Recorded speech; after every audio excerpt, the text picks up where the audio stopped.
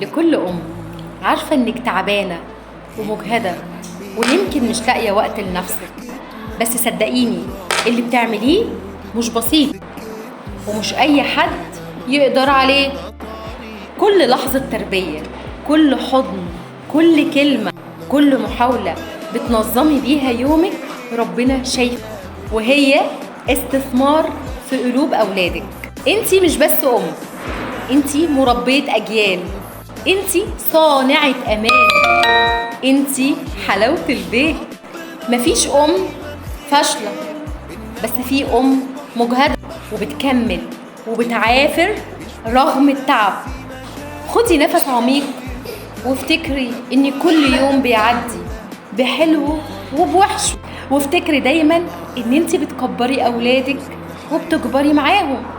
انتي مش لوحدك، وربنا شايفك وشايف تعبك كمان وبيجازيكي خير.